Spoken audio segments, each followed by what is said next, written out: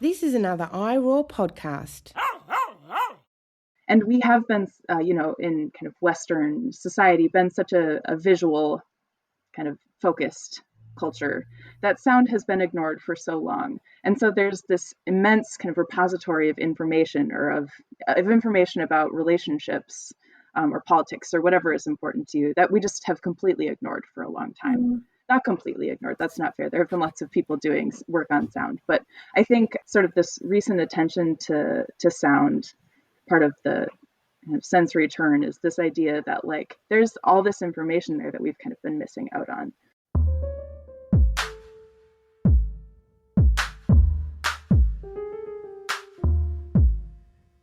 Welcome back to The Animal Turn, everyone. This is episode 10 of season 4, where we've been focusing in on animals and sound.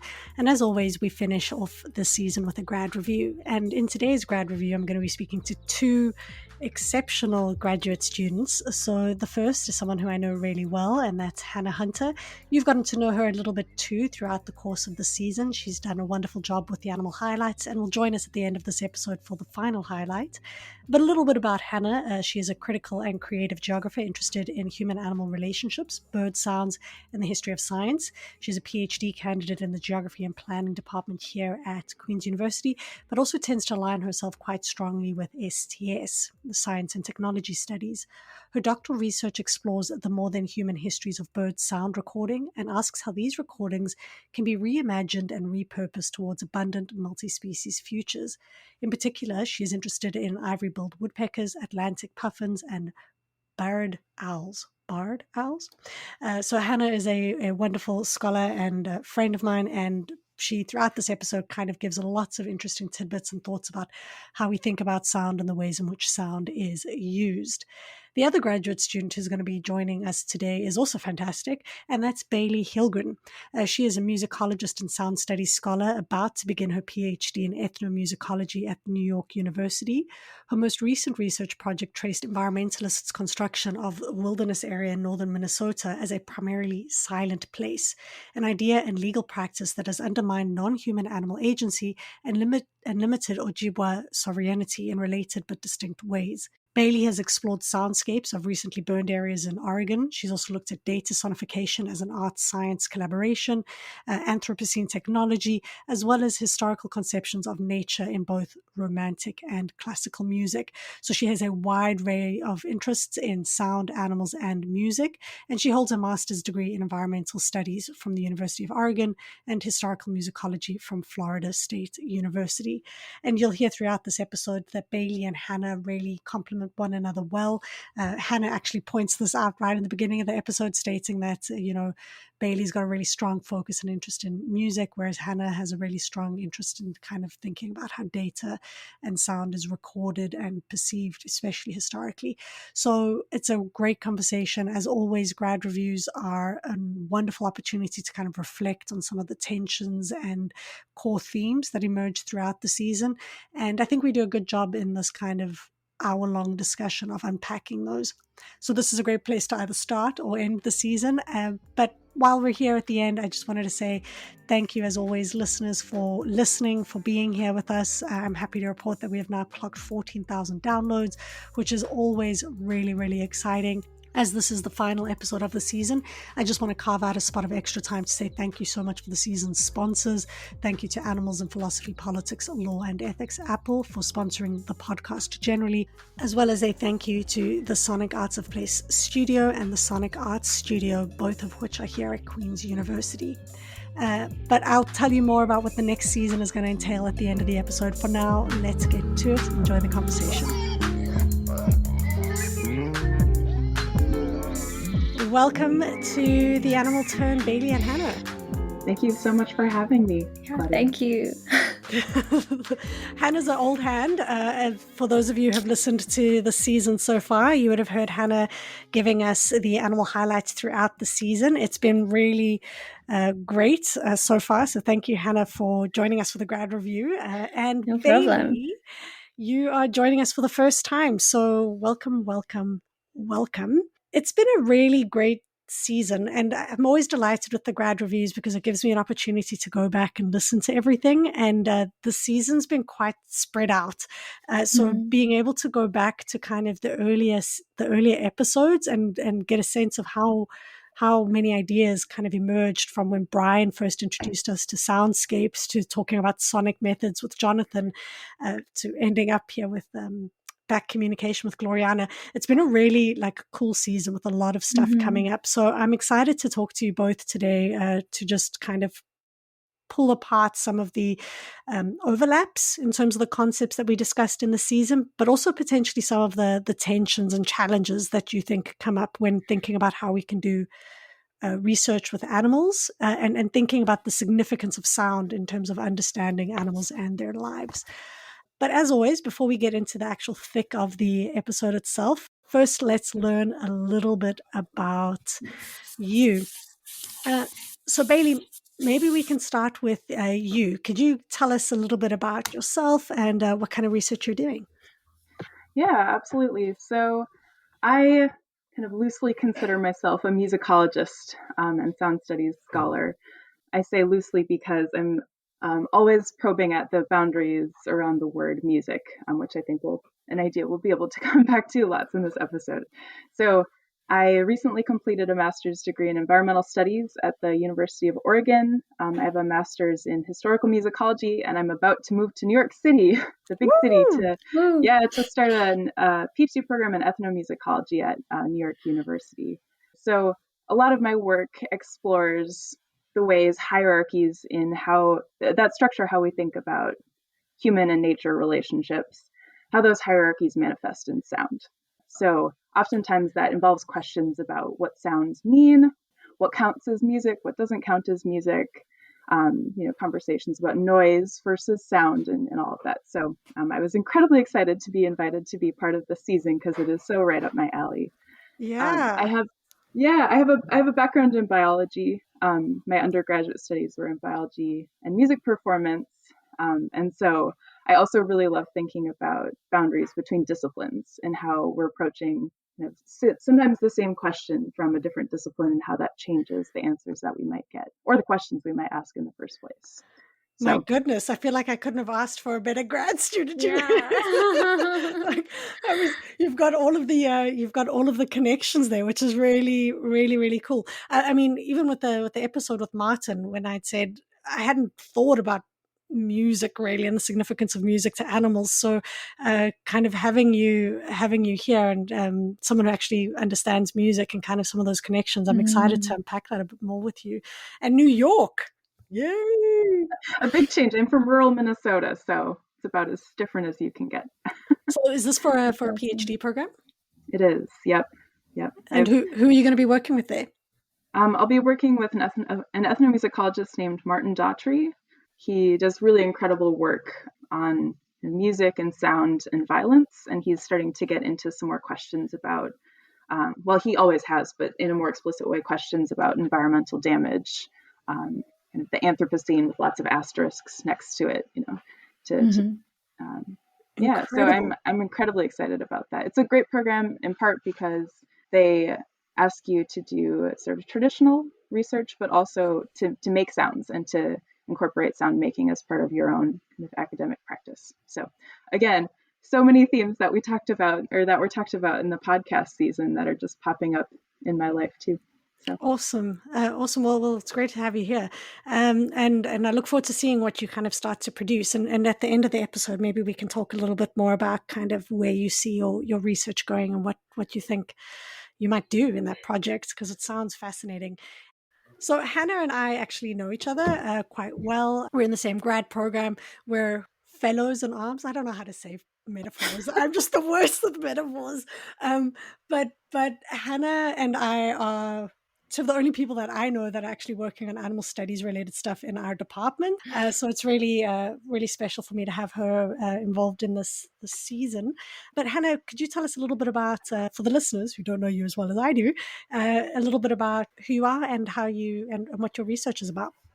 Sure. So first of all, I want to say, Bailey, your work sounds so interesting, and I think it's cool because we both are coming from quite different perspectives. I feel like music is the parts of the season that I felt like I have the least kind of knowledge and to speak on. So I think it's going to work well. But yeah, anyway, I kind of come from this human animal studies interest and how what role sound has in human animal relationships. So I'm in a geography department, but I'm kind of sort of a bit of a geographer, but a lot of a science and technology studies person. So actually right now I'm at Cornell as a visiting fellow at their STS department. And so, yeah, I'm interested in human animal relationships through sound, and I'm particularly interested in extinct and endangered animals and how sound, what role sound plays as like a way we can know extinct and endangered animals, especially from the past, as well as ways that sound is used to resist extinction and communicate extinction and things like that. So earlier in this season, I introduced in one of the animal highlights one of my main case studies, which is about the ivory-billed woodpecker and how sound is used in these attempts to find this species that's thought to be extinct. And I also spent a lot of time in the archives looking at these historical sound recording expeditions and things like that. So yeah, sound and extinction and Amazing. all the things in between. And I love that animal highlight when you spoke about that. It still sticks in my mind now, the idea of intergenerational communication. I'd never, that for me was such a profound idea that, like speaking to I still don't know how to articulate it properly, but just that idea I think is really transgressive because we do kind of use animal sounds as stand-ins, right? As kind of sonic specimens. To use Rachel's concept, right? As it just stands in for the whole species. So yeah, it's really great. I think you guys do come from quite different branches, and then of course I'm also a geographer, but I have more historical interest, and my knowledge on sound is really quite rudimentary. So hopefully the three of us can generate some cool ideas here. So let's get into it then. This is just a general kind of open conversation where we can try and pull together some of these episodes and think through some of the overlaps and the tensions. So what for you guys were maybe some of the, I guess, standout overlaps or themes for you? What really came through in the season as an important theme to unpack and consider if you are interested in the relationship between animals and sound, or using sound to understand animals? Yeah, so I can jump in. So I this may be in part because of how the season was sort of front loaded with methods and then got progressively a little bit more theoretical as it went along. But I think questions about methods, both of listening, recording, and collecting sound, and how all of the methods, in the sciences, I think we sometimes think of methods as neutral. Of course, that's never going to be true. And a couple of the guests made that very clear, including especially like Rachel Mundy's work. But those methods are always going to be imbued with values. Yeah, I think that was an important theme throughout the whole season. Yeah, totally. I also kind of underlined method and listening, and I really enjoyed listening to Jonathan again. I think he kind of outlined so many of these methods in quite clear and distinct ways, and it was neat because we did start off with methods kind of strong, go into theory, and then we ended with 2 episodes, I think, speaking to ecologists who were, both Gloriana and Denise, I think, were just going out into the field collecting this data, and both with them and Mickey, I found myself constantly being like, well, what are the ethics of these methods? What are the ethics of this methods? And I think it raised interesting, definitely interesting questions about how we do this research, that it isn't value neutral completely. Yeah, I couldn't sort of stop thinking about the ant recording that Jonathan played. And yeah, like you asked a question, Claudia, about kind of the potential invasiveness of this, kind of putting this contact microphone sort of into their homes and like what impact that had on them. But then at the same time, this is this really kind of intimate way that we can listen to ants, and like that might change kind of our politics and the way that we think about these species. So how do we balance kind of those two things? And I think like in the humanities, perhaps, especially animal studies scholars, we're much more likely to kind of, well, I don't know, I feel like we would think about those things kind of by default, whereas sound might generally seem like a less invasive method than other methods, right? Where it's better than cutting animals open, it's better than, all these other things. But there's still, ethical ways to think about it. And I think what for me was really pertinent to this was came up with a couple of people. I think with Cheryl, with Jonathan, and with Rachel, is the idea of valuation. What is valued, right? What is the intention of doing this research? Is it just because it's cool and it's fun? And there is something, like Gloriana also said, there is something to be said for curiosity, for curiosity's sake. But at what cost, right? And for what value? So is it just to get a good sound? And to not ask these questions, I think, is even sometimes in my posing it, I sometimes like, am I being too sensitive? Am I poking in areas where maybe I should just leave it? Because understanding ants, like you say, it's going to really change. It could be really important for them. But are we just using conservation as a shorthand then to do whatever we want, kind of thing? Yeah. And how do you quantify that? How can you quantify what impact something like that will have? It's a tricky question for sure. Yeah, I think also the issue of whether or not we are able to ask for consent when we're creating sound recording. This is something that we think about a fair amount in ethnomusicology. When we're going out and doing field work and talking with humans, we always have to go through a pretty intense, ethics review, including especially if you're going to be working with vulnerable populations. And so, my past research project I did pre-pandemic plans were to conduct quite a few interviews, both with Ojibwe people, but then also to do sort of a multi-species ethnographic project. And in writing up my, IRB request, I kept having to write that I, understood that I needed to ask for consent to record the humans. But I regularly wrote in, and my advisor had me take out sometimes comments about, well, I need to ask for consent, for some of these non-human creatures as well. And he kept saying, well, one, you're maybe poking into something, again, like you're saying, Claudia, that I don't need to be poking in. Maybe that's creating more problems for myself than is worth it. Yeah, but it just opens up a whole kind of sticky situation where you're asking for consent for one group and not for another. I'm guessing an IRB is the ethics clearance, so to get ethics to do research. Yeah, that's I think I'm going to say it wrong, anthrozoology. There's an anthrozoology podcast. I'll put it in the show notes that actually speaks a lot about this kind of tension. And Lauren Van Pat also recently published a paper on unpacking and thinking through how we're not expected to ask or do ethics reviews when we're involving animals and animal subjects. And I get it. Like as part of the reason why I stuck to doing archives and historical research was because I didn't want to go through the whole ethics process, because it can delay an entire project. And again, that maybe speaks to why do we have to do ethics today versus, right. Why didn't we have to do ethics for archives? That's interesting. Yeah. But then it does, it becomes burdensome for you as an individual trying to carry these things. But still there is, again, it points to who we care for, right? We think about our human subjects and we realize that our presence can greatly impact them and their worlds and their economies and what they do, but we don't think about that for animals, right? Yeah. Well, I was thinking in the interview with the Cheryl Tipp, which was one of my favorite episodes this season. It was so cool.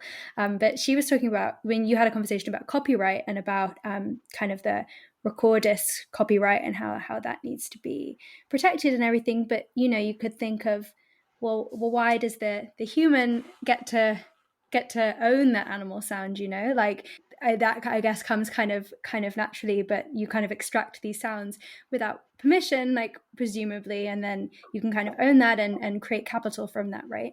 And yeah, it would obviously be tricky to figure out another way of doing it. But again, are we just creating problems? Is there an inherent problem in a human owning a recording? And I think there might be, but But is there, do you know what I mean? Are we just creating, as critical scientists and scholars, are we just saying, there's a problem in us being the ones who own it? What do you guys think? I've got ideas, but I'm curious to hear what you guys think. I feel like I need to qualify my point in that I know that, like, obviously the sound recorders is doing a lot of work there, right? They're not just like taking something and saying it's theirs. Like, obviously there's a creative practice and like a lot of work that goes into that, right? So I do think that they should have some ownership over the sound. But yeah, sorry, Bailey, I looked like you were about to say something. So. No. I have lots of thoughts that I'm still kind of working through how to put words to them about this kind of practice in acoustic ecology, especially of amassing massive collections of recordings. Sometimes just tons and tons of sound files. And I think some of my reservations about that practice, because I do totally understand how that's useful, as Brian Pijanowski was making very clear in his episode. And I think Mickey Valley did a good job of explaining why that's important too. Cheryl also. But I think the practice often feels quite a bit like an attempt to sort of conquer exotic animal sounds all across the world. It's like a practice of like going to a new place, not your backyard, not necessarily your dog or your cat or the squirrels, on your porch, but you're going to like a so-called exotic locale and trying to collect as many sounds as you can in like this sort of Pokemon-esque, like gotta collect them all sort of move. And I think that's my feelings about ownership of recordings. It's all tied up with the practice of how those recordings are gotten in the first place. Yeah, absolutely. Part of what I'm looking at in the archives right now is these really early recording expeditions where the Cornell Lab of Ornithology had people kind of stationed, or people they knew all over the world, like generally white people, often on colonial expeditions and things like that, who would send recordings back, like from places like East Africa and Puerto Rico and Brazil. And it's like, how do we think about that? There's been a lot of research on like collection ecologies and how like the collection of dead animal skins and things like that was tied up in the colonial project. And sound recordings certainly were too, and perhaps still are. Yeah, and I mean, I think Rachel brought this through really well in her discussion of sonic specimen, and how kind of these valuations are historical and they inscribe both people and animals in very particular ways in terms of how we understand them. And I think, the ownership model is kind of part of this. The idea that everything is property is kind of part of these histories. And I think what you were saying there, Bailey, about kind of getting the exotic sound, like the idea, and again, what is exotic to who, right? So who's doing these collections? Because not everything is exotic everywhere, because somewhere it's a normal sound, right? But in asking Cheryl, for example, with the archive about what sounds people submit, people don't submit the everyday, normal, ordinary sounds. They're submitting, I like your Pokemon kind of thing. They submit the sounds that they think others will find interesting, or that they think are somehow exotic. And as you were talking, that kind of got me thinking about where you might find these different sonic specimens. So in the British Library archive, you'll find maybe a lot of these kinds of sounds of wild animals, etc.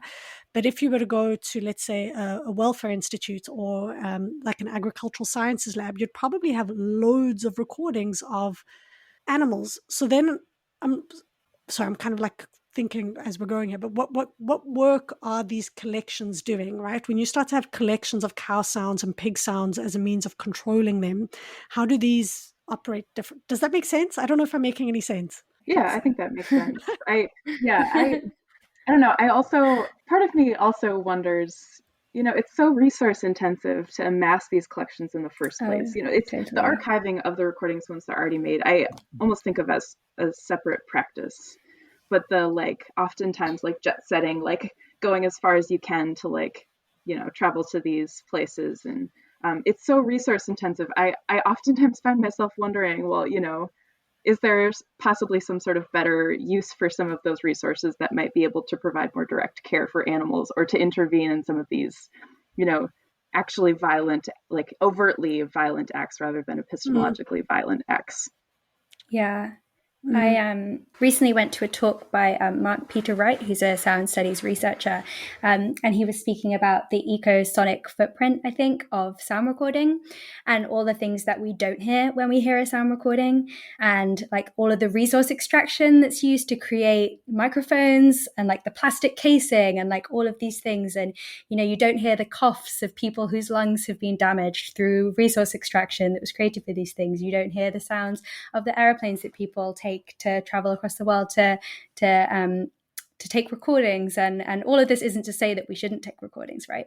But in environmental sound recordings, there's a lot of kind of aesthetics to it, right? You want to listen to all the nice parts of nature, but there are all of these kind of horrible sounds and environmental effects that are created kind of as a part of this industry too.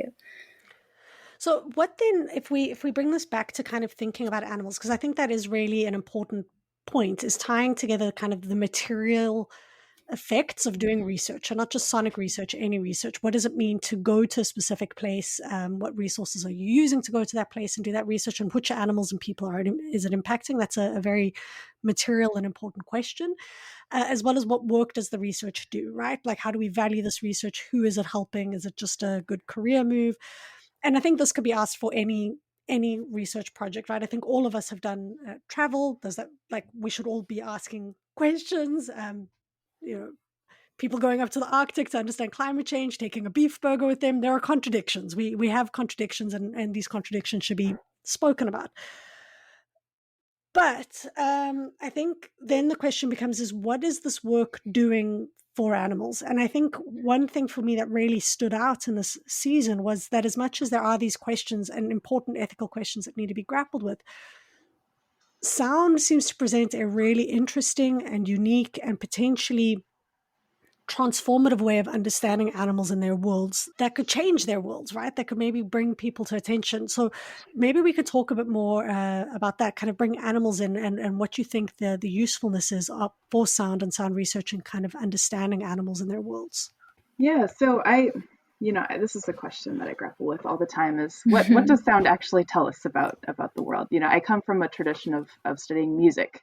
And when we study music, there's, a great deal that can be learned about the people who are creating the music, or the animals, if you want to extend music to that length. But I think the place that I've arrived with this, and this is maybe not a particularly satisfying answer, but the spot that I'm resting for now is that sound is sort of just, to me, I understand it as just another artifact of the world, or just another kind of piece of evidence of our interactions, between humans and animals to other animals with their environments. And we have been, in kind of Western society, been such a visual kind of focused culture that sound has been ignored for so long. And so there's this immense kind of repository of information, or of information about relationships, or politics, or whatever is important to you, that we just have completely ignored for a long time. Not completely ignored, that's not fair. There have been lots of people doing work on sound, but I think sort of this recent attention to sound, part of the kind of sensory turn, is this idea that, like, there's all this information there that we've kind of been missing out on. So there's a scholar named Jonathan Stern, who's a sound studies scholar, and he very famously wrote about what he calls the audiovisual litany. So it's this body of myths about sound versus the visual that are pervasive in society. And some of the ideas are that, hearing is immersive, whereas like the visual provides some sort of perspective. Sound is immediate, whereas the visual is at arm's length. All of these kind of tropes about sound. And he goes through and he kind of dismantles them and pokes at them until you get to this point where you're like, well, I'm not actually sure sound is all that special. I don't know that I entirely agree with that, because it feel like my soul and my heart tell me that there's something really special about sound, as someone who spends most of my time listening and creating sounds as a musician. But I'm just not sure. Yeah, I'm glad you brought up Jonathan Stern, because I think a lot of those of us who in sound studies do really struggle with that, because you kind of start, and I started with this kind of feeling that the sound was this like amazing way that we can connect with non-human beings. And I do think it still is. Like, I think that it is different. And that's not to say that the other senses don't matter. But I think it can be this kind of like empathetic and like quite kind of deeply relational way of relating to animals and kind of sharing space with them. I mean, kind of thinking about this idea of Republic of Noise that was brought up through the season and things like that. But yeah, in terms of how doing this research changes animals' lives, there's kind of, I guess, a more easy answer to that, which is thinking about the ways in which it has been used in science and conservation to directly improve animals' lives. Like instances where in the Great Barrier Reef, they've played fish sounds from the reefs in order to repopulate them. Oh, wow. Yeah, which is really cool. And all of these, it's happened a lot in bird conservation too, kind of repopulating certain places for puffins, and is a lot in the seabird research. But then it's also been used for ill. There are all of these kind of sonic hunting devices where you can kind of play sound recordings of animals to harm them. And I think Cheryl might have mentioned this I know that she's talked about this in other ways, like when you have these big open access sound archives, you don't really have any say over what people use them for. So people might use them for hunting or pest control or kind of any number of things, and people do. Right. So I think it's important not to be like sound and animals is always like this lovely story, because it sometimes isn't. Like, it can be quite aggressive as well. I guess it's like any technology. So like Bailey said, it is an artifact, but how we do it is where the kind of, I always want to say where the meat is, but I'm really trying to find better metaphors. where the juice is. There we go with that. It's where the crux is. There we go. What you do with the sound, and we have we could talk about social media as being transformative and incredible for a lot of people, as well as extremely destructive, right? So it does have potential in both ways. But I think there is an emotive component to sound. The sound of the wolf. I don't know if you guys remember the sound of the wolf, but that just stuck with me completely. And again, I could listen to that sound again and again without, it makes me want to relate to them. Or the sounds of the bats. And this was a really cool thing in the season, was we were actually able to bring in some of the sounds. And these are animals who I've never heard in my own kind of life or world. And hearing them kind of, it gave me goosebumps. I sat and I felt as though I was in relation, and that they were significant and that they are in the world. And that was very different to me to reading about wolves and imagining wolves. Kind of hearing a wolf and imagining then where they are and what they're doing was for me quite transformative. And I think that there is something to be said and done here as animal studies scholars in terms of how we could make animals more present in our research and more present in the imaginations of others, that sound affords us, whereas text doesn't. Another thing with this was a lot of people were talking about sound, but I sometimes felt like the animals weren't really being spoken of.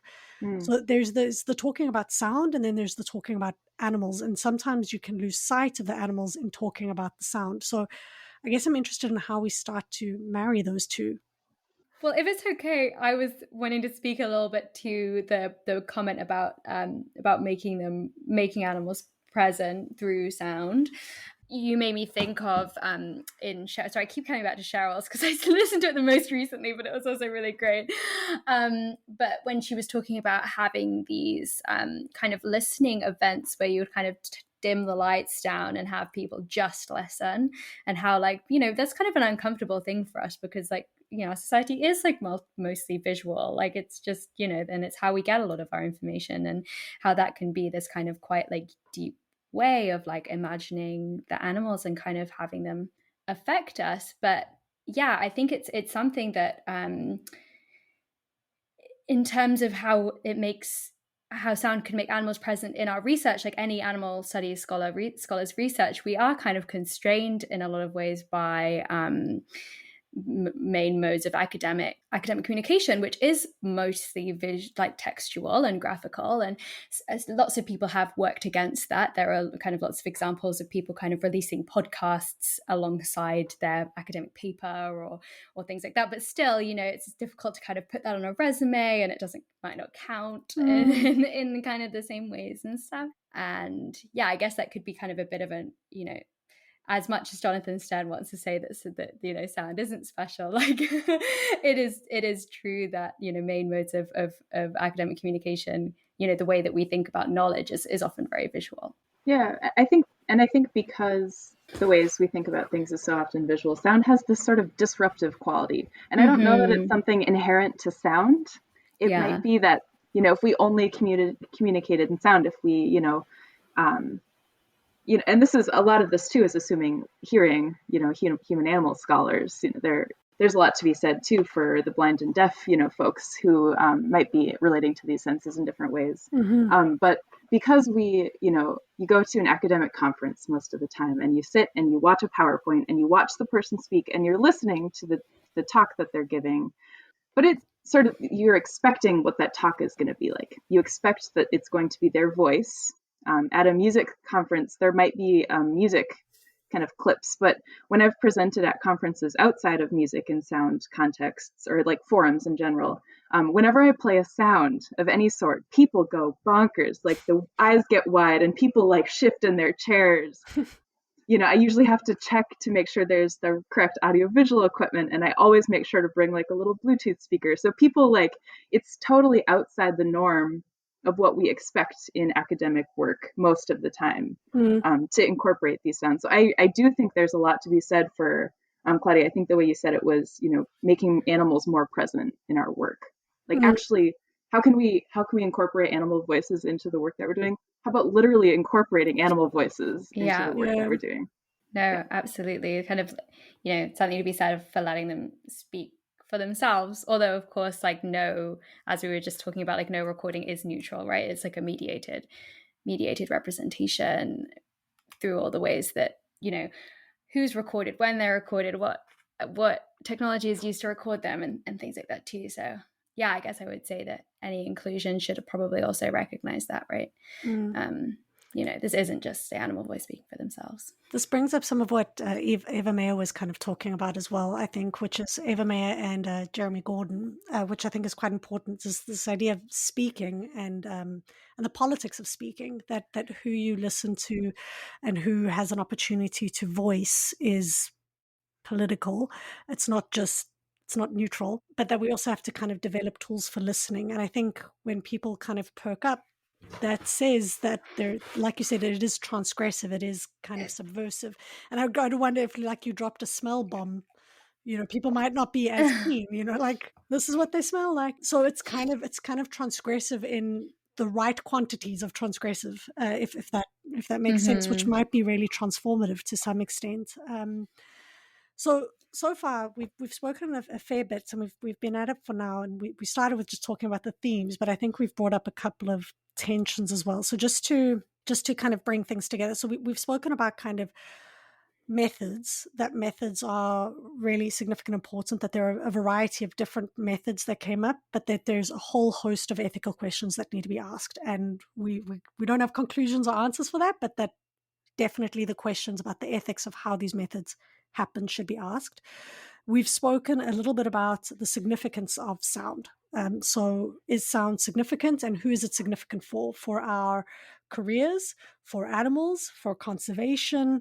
How are the ways in which sound is valued, and in what ways do those valuations make animals present or not present? So I think we've touched on these two things, and we've also kind of spoken a little bit, I guess, about kind of the politics of voice and speaking, as well as the politics of listening. So I think those are the three, and the fact that these are all kind of bound up also in institutional restrictions and institutional expectations, both at the individual level and the university level. As far as I think these are the three that we've touched on so far. Before we kind of start getting into quotes and things, are there other kind of really important themes that you think we should be fleshing out here in this grad review? I think we managed to quickly cover all the things that I had written down. Like, yes, I did write that down. Nailed it. Yeah. Hang on. I was actually interested, as I said, like music was the kind of the stuff that I think was most outside of my own comfort zone. And I guess because Bailey, that's kind of your area. I'd just be interested as to what you thought about, the way that music was talked about in this season. And yeah, Claudia kind of challenged me when we did the animal highlight on injury lemurs, and I was talking about how these are the only mammals that have rhythm or whatever, and she was like, "Well, what is rhythm?" I was like, "I don't know." I just thought it was cool, And like the question as well is like, what is music? Like the animals I usually look at aren't like songbirds, but usually more like squawky, pecky birds, So and that's a question too, like why are some birds songbirds and some birds aren't considered songbirds? Anyway, sorry, I buried the question there, but I just wanted you to talk a bit about how you felt about the music side of things. Yeah. Oh, yeah. I love talking about this. And a lot of, I will say before I even dive in, a lot of my thoughts on this are pretty much directly developed out of Rachel Mundy's work. I'm like a super fan of hers. She is one of the people who personally brought me into animal sounds and thinking about some of these questions. So, but I think this idea of how we define what music is often so tied, it's so bound up with questions about who matters, about what we're valuing. So that's true all the way through a hierarchy that we might think of as structuring society. So that's true of humans and animals. You ask someone do animals create music, and they might scoff. Some people might not. Animal scholars probably would not, but a lot of people would scoff. A lot of people have scoffed when I actually talk about it. Because animals are in some way below humans, and music is this kind of special thing that humans create. These are not my beliefs. These are kind of broad kind of myths within culture. But I mean, that question about what music is also structures so much about human relationships too. So you really can trace this all the way through a hierarchy. You might hear someone say, well, this person who lives in the apartment next to me always plays hip hop. That's not music, that's just noise, which obviously has deeply racialized kind of a belief embedded in there. And so this question about what music is or what music is not, and likewise questions about what sound is versus noise, some of the amazing kind of conversations throughout the season, those are all bound up with some of these hierarchical kind of structures within our thinking about what's good and what's bad, what's nature and what's human, assuming that there are these separations between all of us. So, and I think too, the question about whether or not something is music, Rachel, I think, said this in her episode, is usually the wrong question. And this calls out to something that Ava Meyer was saying too. Instead of thinking of a political system, a human political system, and then bringing animals into it, the system is inherently not built to incorporate animal communication. Music systems, the ways we think about music, the concept itself is not built to incorporate animals necessarily. And so instead of trying to bring animals into music, why not kind of create something new together, in a more collaborative way? So those are just some of my thoughts about I think music and animals. Both Martin and Jeremy kind of would join you here. So I think, and I loved both of those episodes, because Martin was like, what is music? If anything, musicologists today, if they're worth anything, will say that they don't know what it is, which is kind of great. And then also when he kind of put to the foreground that animals are making sound and music for themselves, regardless of what we're doing. So to kind of decenter the fact that we are the ones that are sounding everything. And then, I mean, Jeremy just had this really beautiful way of talking, of saying we are sounding together and apart and together, and we're making the world, and let's do noise together. And I mean, I think I was sometimes a bit more critical or hesitant of the directions he was going. I was like, wait, but hang on, we have to draw lines somewhere. It's one thing to say that we're sounding together, but what are the implications of this? So yeah, I think, Martin's episode, I just had so much fun talking to him. His knowledge was so, at least for me, and I know Hannah, you weren't asking me this question, but for me, the idea of how diverse it could be once you start looking at those connections between music and animals, the materiality of the instrument. So he just touched on that, but it was something I had never thought of, that the strings on an instrument, that what an instrument is made of actually involves animal death, and whose bodies are being used to make human music is, the kind of, it was really... There's a really excellent edited collection that came out, I think, last year or the year before, called Audible Infrastructures, and hopefully you can put it in the show notes. But it touched on a lot of those themes about what, it wasn't just about animals, but there were some bits in it which talked about, these kind of environmental entanglements that and everything that's kind of behind these like instruments and gramophones and on all these things like this. And I guess that, comes back again to that question of like, what do we not hear when we listen to an animal through these means, or what do we not hear when we listen to someone strumming on a Gibson guitar, which was made from mahogany from Fiji, right? There's a chapter in that book about that. And I guess anyone who does a commodity chain analysis, and I think this kind of comes back to consumerism, whether you're consuming a sound, whether you're consuming an instrument, whether you're consuming music, is kind of, what does it compel you, or who does it compel you to attend to? And whose needs and wants are you being, like a common practice now for me whenever I buy anything is to pick up and see what the ingredients are and where it was made and how it was made. And I think that there is a labor, but I think it's really important to do.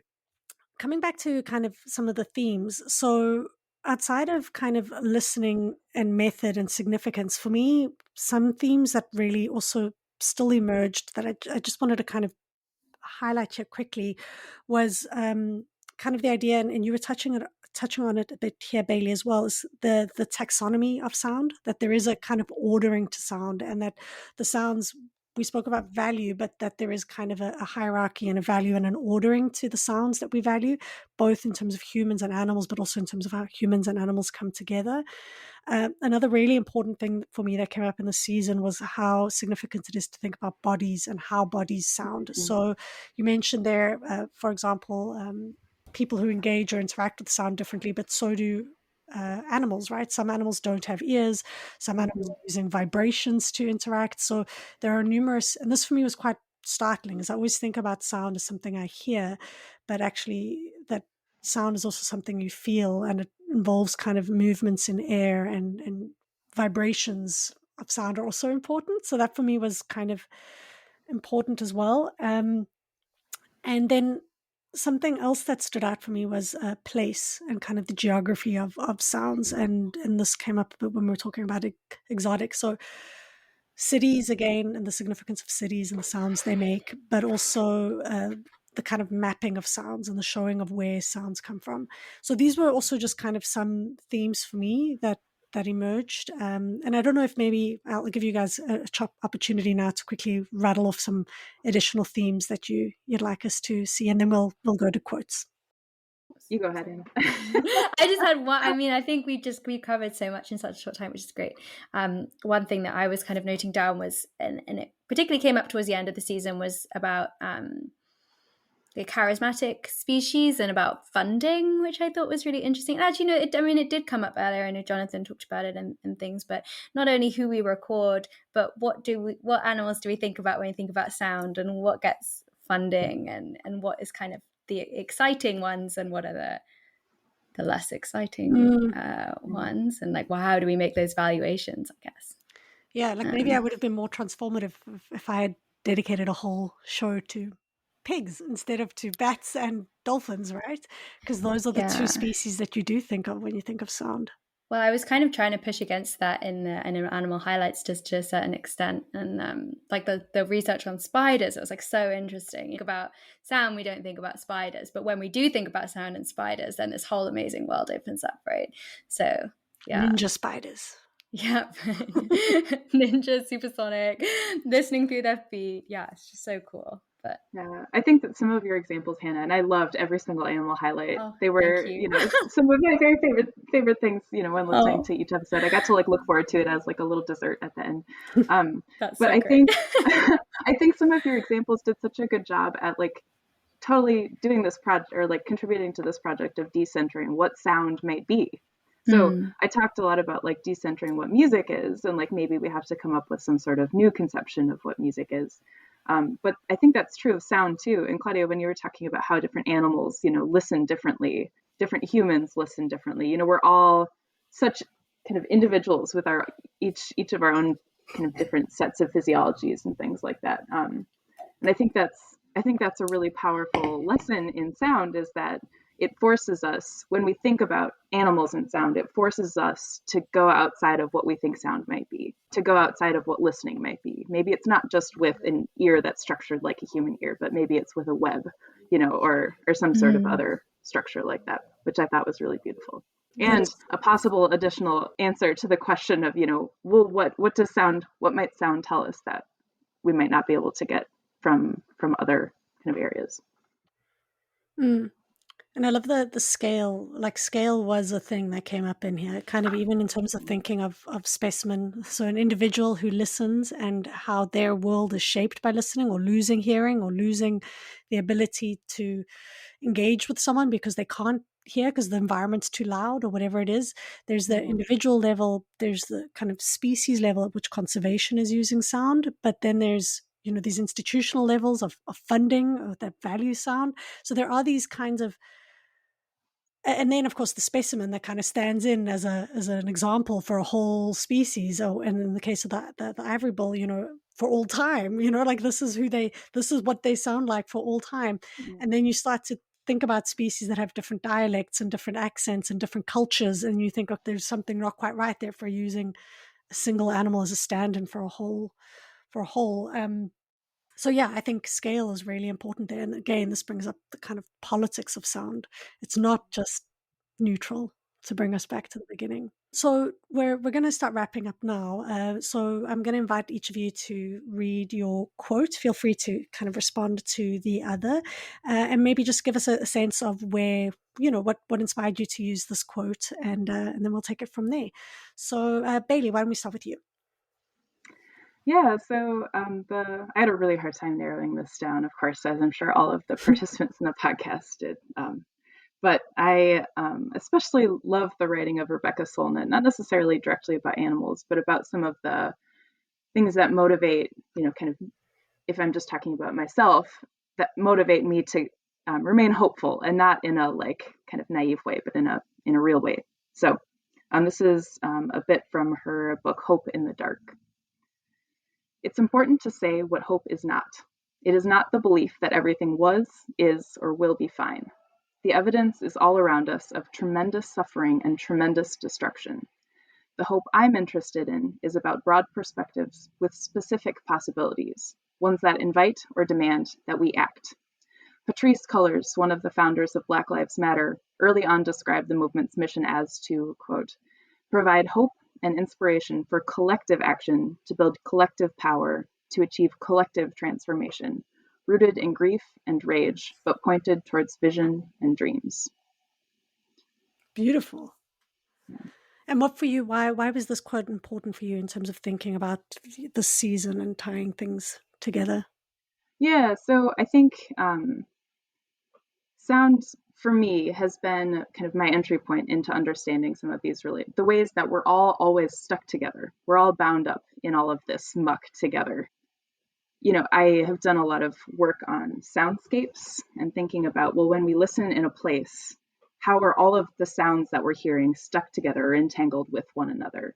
And you come away from it, this is sort of a classic ecology sort of maxim almost, but that everything is all stuck together. There's the famous John Muir quote, of course, about, you pick one thing and everything else comes with it. And so I think this idea, not to quote John, I'm not a John Muir fan or anything like that. He's actually a pretty bad guy, but this idea of like, shots fired. I'm so sorry. I gotta say it, but this idea that, collective action, we're all working together, humans, animals alike, to build collective power, kind of solidarity alongside one another to achieve collective transformation, because it's bad for animals, it's bad for humans, it's bad for animals and humans together, all sorts of different animals, all sorts of different humans. So I really like the way Rebecca Solnit calls out to this idea that we're all kind of working in solidarity with one another. And I think there are, depending on where you're looking, and I think certainly there are many around the world that would say things are looking pretty bleak, but there is also still beauty somehow in how Yes. we do things together. And I think there is kind of hope in that. And for me, now that you've kind of pried it apart, even, you know, as a social scientist and as someone who sometimes I think thinks about things with open endings, and I don't necessarily have these kind of closed answers. I'm more interested in kind of the questions that open things up. And that can sometimes be challenging when trying to communicate, I think, to people who maybe come from a more natural scientist perspective or a more biological perspective where they're looking for clean-cut answers. And as I progressed through the season, more and more I was kind of struck by the differences in communicating, but also in how we are all in our own ways trying to improve the world, and that actually we really need to find ways of communicating across these kinds of social sciences and physical sciences, because we do not only sound together, but we can, working together, really transform things in meaningful ways. So yeah, that's really beautiful. Hannah, any thoughts, or you want to share yours? I was just thinking about how different my quote is, but that's great. We can talk about John Muir another time. It's one of those things that, when you're in the humanities, we all a lot of us have these like shared critical ideas, and then you talk to people kind of outside and they're like, whoa, what are you talking about? But yeah, that's what I feel like right now. I'm like, okay, need to go look this guy up. We'll talk later. I wasn't sure what I wanted to say as my quote, and throughout the season, there was a lot of great quotes about animals and nature, and these kind of like hopeful and like sometimes kind of devastating quotes. But I wanted to use this opportunity to talk about Dylan Robinson's work, who is he was at Queen's University, but he's just moved on to University of British Columbia. He's on my PhD committee, Stolo Indigenous Sound Studies researcher. But so he is sort of preamble because this quote I need to quantify it a bit. But there we go. We both got our hungry listening. It's funny. I feel like a lot of musicologists know a lot about this book, but I feel like it hasn't kind of come into the animals and sound world, which is why I wanted to talk about it now. But Dylan talks about how we all have listening positionalities, and how kind of listening isn't this kind of neutral act in the same way that recording isn't. And he talks about how kind of there's a settler colonial positionality, which is very much kind of about extraction and pinning down sound. And here's a quote from his book. The listening continuum has historically been consigned to a framework wherein one is listening well if one is able to capture the content of what is spoken or the fact of musical form and structure. Hungry listening prioritizes the capture and certainty of information over the affective feel, timbre, touch, and texture of sound.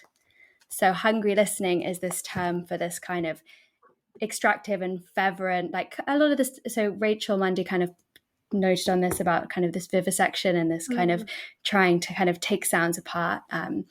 And yeah, I guess I just wanted to mention Dylan and thinking that this is an important thing to think about with animals and sound too, right? Like sound isn't just something that we should that we should try, to find the fact and what does it mean and what, but we can sort of accept it as this affective, timbrous qualities too.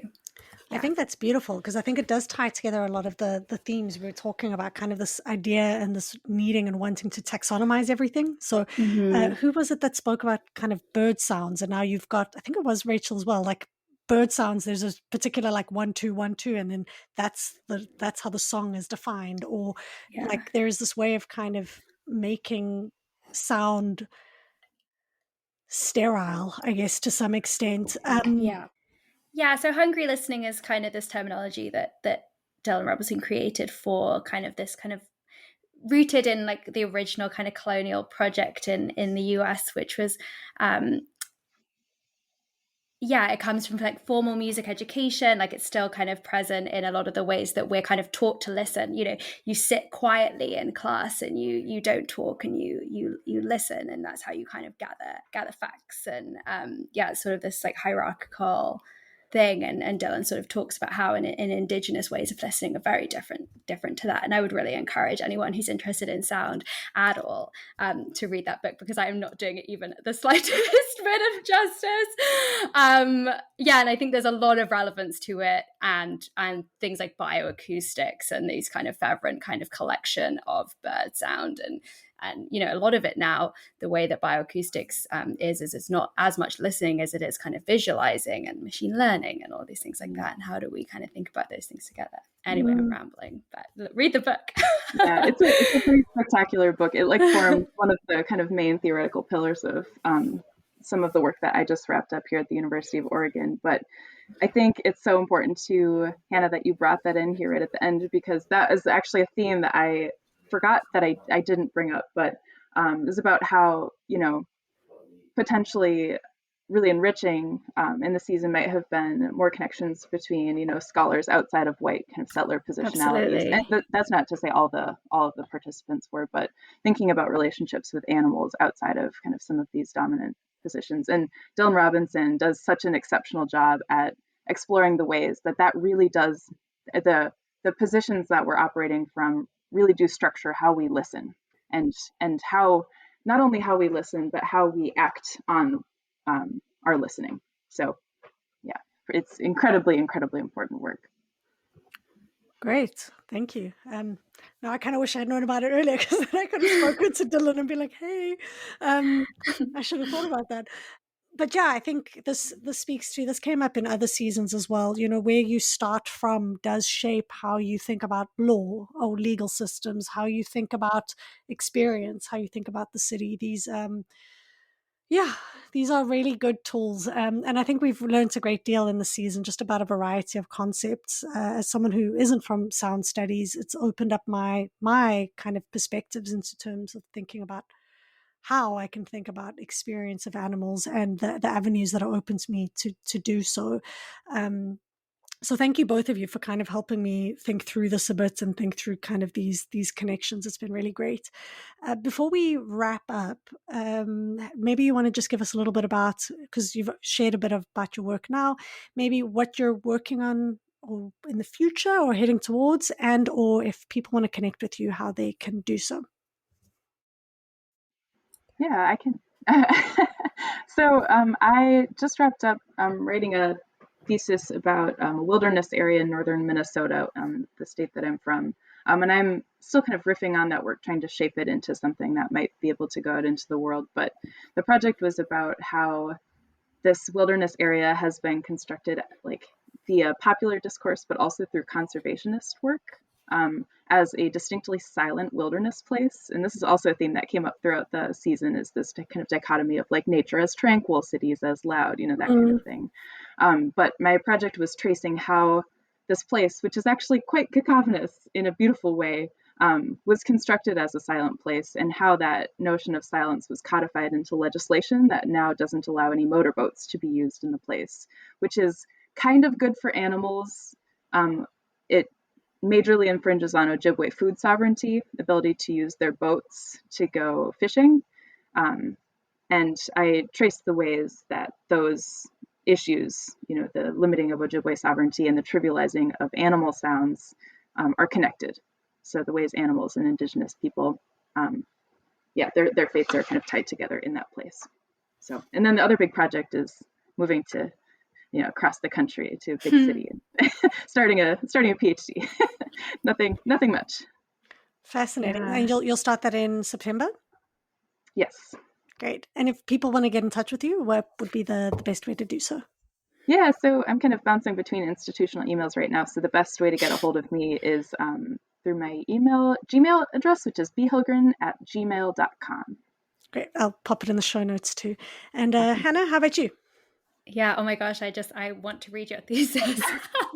I really hope that during my master's, I did a really small project about Gordon Hampton's 1 square inch of silence project. You probably came across that. And I'm really interested in these politics of trying to make places quiet and what that actually means. But yeah, so with me, I'm sort of in the midpoint of my PhD right now. So still sort of in the weeds of things. I'm trying to write up my work about sound and the search for the ivory-bill woodpecker. So that's going to be kind of hopefully submitted this summer and coming out to the world at some point soon. And yeah, I'm just finishing up my data collection in the archives and seeing what's next. And if people want to contact me, I'm on Twitter. It's at Hannah F. Hunter, or my email address is hannah.hunter@queensu.ca. But yeah, I just wanted to thank you, Claudia, for such a great season. I think animals and sound, like I've always thought of it as being this quite niche area and it's not huge in animal studies. So I think it's really cool that there was so much focus on it. And I'm sure that it's kind of inspired a lot of people. So it's been... I would include myself in that too. I'm very much inspired. Every episode I was like trying to juggle all the notes that I was taking with like, you know, going for walks to like come down from all my excitement. So. Well, that's so good to hear, because that's the goal of the podcast, is it's supposed to be kind of a pedagogical tool. I think it was born somewhat of me feeling isolated and feeling a bit, because animal studies is so diverse and it's so connected, and starting my PhD, I wasn't in animal studies. I wasn't even in geography, so I was just like, oh, let me do a PhD, something I know nothing about. And I figured, well, who better to learn from than the actual folks? And it's been really, every episode is just really exciting and great for me. And I'm hoping that it'll become a tool in classrooms and as people kind of go through their own journeys. So thank you so much. I'm really happy that it's useful, because obviously you guys know sound better than I do. So I'm happy to hear that it's useful. And thank you so much for sharing and being with us today. And I've definitely got to get some of those references from you for the show notes. But yeah, thank you. Thank you. Thank you so much, Claudia.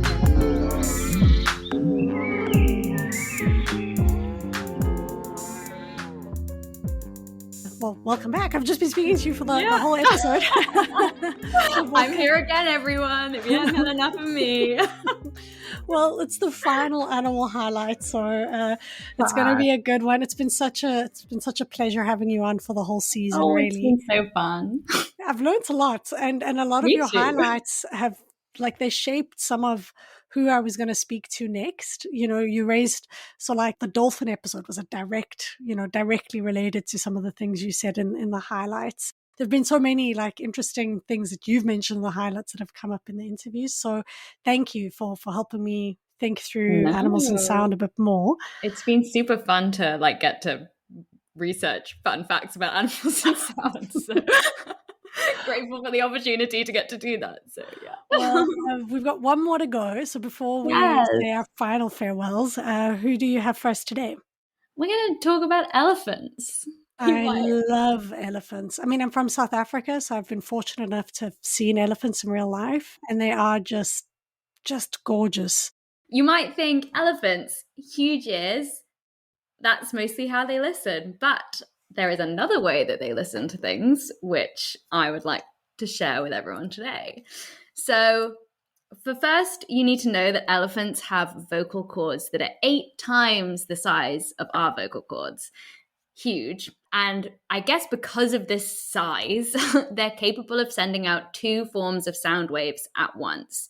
So there's the usual kind of higher frequency ones that we're able to pick up and listen to. So we might be able to listen to some elephants right now. And these travel through the air like our voices do. But they also have low frequency waves that they send out at the same time. And these travel through the earth. So when low frequency sounds are low enough, we think of those, we call those infrasonic. So we talked before about ultrasonic waves, which are the really high ones that we can't hear. These are really low ones that we can't hear. So they're below the range of human hearing. And the lowest threshold for human hearing is 20 hertz. So it's sound below that.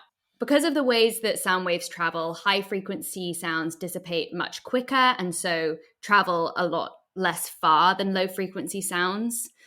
And so this is where the elephants come in. So a bioacoustics researcher at Cornell called Katie Payne was among the first to realize that elephants communicated in this infrasonic ground-based way. And because, as I said, the these low frequency sounds travel so far, this means that elephants can communicate with each other over 4 kilometers away. But how do they hear these sounds? Well, Caitlin O'Connor Rodwell found that elephants listen to these infrasonic sounds partially with their feet. Wow. So this researcher noticed these different listening poses that you could observe elephants going in. So they would stand still, they would pick up their foot and point their toe at the ground. And this was kind of an indication that new information was coming in. So an indication to other elephants in the herd? So for us, so if you see an elephant doing this, they might be listening to infrasonic okay, sounds. I see. So this is like seismic communication, and it works really well for elephants because of the incredible sensitivity of their feet. So like all mammals, including humans, I'm going to botch this, elephants have receptors called Pacinian corpuscles. Or PCs, let's call them PCs, in their skin. And these are hardwired to a part of their brain where touch signals are processed. And in elephants, these PCs are clustered around the edge of their foot. So when picking up a far off signal, elephants will sometimes press their feet to the ground. And elephants have these really kind of like fatty feet. So when they press their foot to the ground, it spreads out their foot, enlarging the surface area by as much as 20%. So imagine if you had like a partially inflated balloon or football and you like pressed it to the ground and it kind of flattens out. That's what elephants do with their feet. And that allows them to hear these infrasonic sounds that it travels through the ground. So they might be listening to other herds of elephants, or they might be trying to listen for thunderstorms. And there was this, maybe we can link to it in the show notes. There's a really interesting like PBS like short documentary about this, and like one group of elephants hearing a matriarch from really far away for another group of elephants. And like through that, knowing that this other group were leaving a watering hole so that the new group could come in for the watering hole. And for the thunderstorms, it's a really, obviously they make these low rumbles. So elephants can hear those with their feet or also with their ears. They can hear with their ears too. But we wouldn't be able to pick this up, right? But the elephants can. And so if it's a really dry or like drought period, they can move towards the thunderstorm and be able to find water. This is amazing. Right. I mean, it brings forward so many of the aspects we've spoken about, like how many ways there are to experience sound, how many ways there are to listen to sound, that a lot of the ways in which you both listen to and create sound go beyond human ranges, and give meaning to animals in so many different ways. That's wow. Okay, so I just want to reiterate. So you've got high frequency and low frequency sounds, and the high frequency sounds don't travel far distances, but low frequency sounds do. So elephants are able to generate these low frequency sounds and read low frequency sounds, which means that they're able to hear even greater distances than what their ears are capable of. Yeah, exactly that. That's amazing. If people want to know more about, there's a I know I'm quite orientated towards Cornell because that's where I am right now. So I talk to people and they tell me cool stuff about what's happening. But at Cornell, there's something called the Elephant Listening Project. So if you want to know more about elephant listening, you can find out more there. And I just think it's just a cool way of, we know elephants are cool animals and everyone loves elephants, I think. But it's like it's a cool entry into their worlds. And as you say, it's really interesting to think about these like sonic worlds that are happening far beyond our comprehension. And it's also just amazing. So thank you again, Hannah, for sharing all of these great details. I'll make sure to put all the links to these amazing studies on the website. Yes. But thank you. It's been such a pleasure having you on the Animal Highlight and in the Grad Review. And you're the first person who I've had on the show who's not me. So, I mean, other than guests, you're the first animal, you're the first podcast, you know what I mean. Yeah. So it's been a real big learning curve for me as well. And I've very much enjoyed having you on the show. Awesome. I'm going to miss being on, but I'm looking forward to just listening to the future episodes. So yeah, thank you so much. Thank you so much to both Bailey and Hannah for a thrilling and interesting conversation. You can hear that I was maybe a bit tired and all over the place, but it was really just so much fun to chat to two fellow grad students. I hope you enjoyed listening. A big thank you to Hannah for doing this Animal Highlight on elephants, which was super interesting, but just for being a great co-host highlight person throughout the season. I think she's opened my eyes to the potential of what the Animal Highlight could be, and I'm excited to kind of see when and how things develop. I'm very happy to report that the next season is going to be on animals and biosecurity. There's going to be a little bit of a break in between the end of the season and the beginning of the season on biosecurity, and that's just because I'm going to try a new recording strategy so that the episodes are not so spread out. So let's see how things work. I'll keep you updated. But for now, thank you so much for tuning in. Thank you so much for listening. Thank you again to Apple for sponsoring this podcast, to the Sonic Art Studio and SAP Lab for sponsoring this season, to Jeremy John for the logo, Gordon Clark for the bed music, and to the numerous other people that always help me and cheer me on and share and just say good things about the podcast. I really thank you so much. You guys make everything worthwhile. I'm wishing you a wonderful summer or winter wherever you are. This is The Animal Turn with me, Claudia Hertenfelder.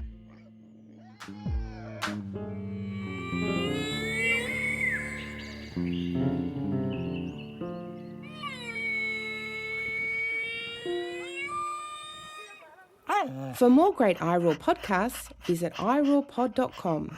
That's IROARPOD.com.